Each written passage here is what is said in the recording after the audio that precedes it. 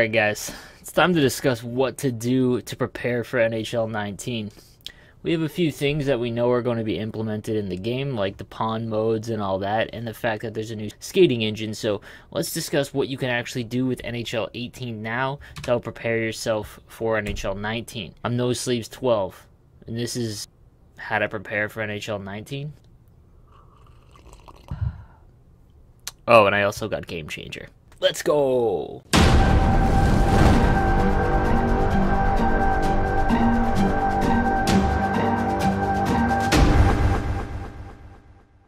Hey guys, if you want to help support my channel, be sure to hit that subscribe button and bang the like on my video. If you have any questions about NHL or creating content or life itself, hit me up on Twitter at NoSleevesGaming. Also, if you're interested in starting your own YouTube channel or Twitch stream, my new podcast hits on all the issues and advice you'll need to start. Check it out on iTunes by searching Sleeveless Gaming.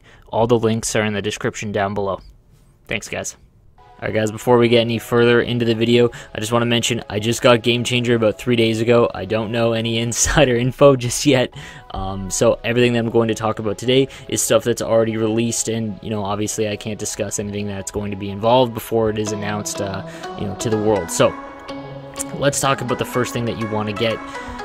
You want to focus on going into NHL 19, and that would be dekeing. In NHL 18, they introduced the new deke system, well, kind of the old deke system, but allows you to do much more creative dekes. The problem is that true performance skating is so sluggish and kills your momentum when you do these dekes, they're almost pointless. But with real player motion technology, it's supposed to change the edging and crosswork and actual skating to actually give you momentum and provide a much smoother gameplay. What that'll mean is that if you do these dekes, you'll keep your momentum through the motion. So that can create and gives the potential to create a skill gap, because if player can do these kind of complicated dekes, or at least challenging dekes, you're going to be able to walk players a lot easier than you can in 18. It won't just be straight lining until you get by the guy and then just going in on net. I think that the actual deke system will provide you with an ability to actually get around players, so it's something you want to focus on. Just go into practice mode and just spend like 30 minutes practicing the one-hand dekes. I'm talking holding backhand, hitting L1, and clicking in R3, going from 10 o'clock to 2 o'clock. It's kind of the most awkward and confusing one to do, but I think it has the most potential in NHL 19 to actually allow you to get around players if you can keep your momentum while skating. Obviously, the between the legs stuff is always key, but only in certain situations. These are the things that you want to get good at, because if NHL 19 does have a skill gap, guys that can do these dekes like the back of their hand are going to be able to get around you a lot easier than you are. So it's something to pay attention to. The next thing you want to ensure is what your settings are. You basically want to make it where it's automatic going into NHL 19, where you're not concerned or thinking about what your settings are, because you have found a correct combination that works for your style of gameplay. If you don't know which ones to use, check out my strategies video.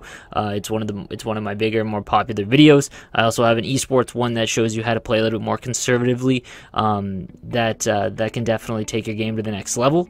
But basically, if you don't have a set strategy and know what you're doing each game as far as where CPUs are going to be, you need to get on that level before NHL 19. It's going to help you immensely, because just guessing and trying the same short side wrister probably isn't going to work as well in NHL 19 as it is in 18. So make sure you go through your settings, figure out what you want, mess around with it in 18 while you still can in the summer, and then be sure when NHL 19 comes out, you're not even questioning what your settings are when you start the game.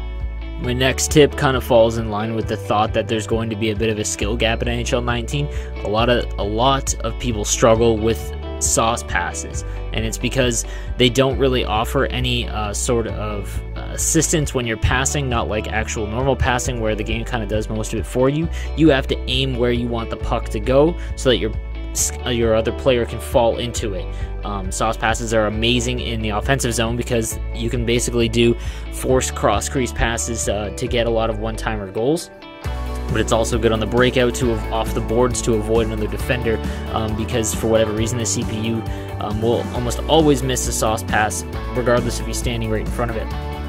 So it's something you want to get better at, something that becomes kind of like I said, like dekeing in the back of your mind, just kind of automatic, where you don't have to guess and whatnot. when it comes to NHL 19, because I think that sauce passes might be a big part of NHL 19. Next up, using L2 to actually create offense. You saw it by Gren in the World Gaming Championships if you watched. It's an extremely effective tactic in Hutton versus, because you stop and because you've already created enough speed, your momentum just carries you back, and it can create a ton in the offensive zone, especially on the rush. Like I said, Gren used it to perfection and just embarrassed a couple people with it. So it's something you want to get good at, something that you want to use where you actually know where you're going to go and control it. If you just tap L2, you'll spin. Holding L2 or the left trigger on Xbox will allow you to actually back skate while you're on the rush. Something you want to try out and get used to for sure. And lastly, if you're bored of Hutton versus, or maybe you've mastered this stuff already, lastly would be to just play some sixes.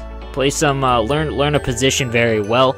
I think that NHL 19 sixes is kind of going to get a lot more competitive, especially in esports. There might not be an actual esports event, but I think that they are slowly going to work their way into it, and getting good at EA Sports Hockey League would definitely benefit you. If you don't play already, hit up leaguegaming.com. It's the most competitive sixes league on the internet. So if you have any questions about signing up or what to do or what it entails, just let me know and I'll be happy to answer any of your questions.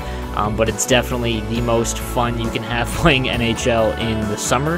And if that's something that you're still doing, you definitely want to check it out.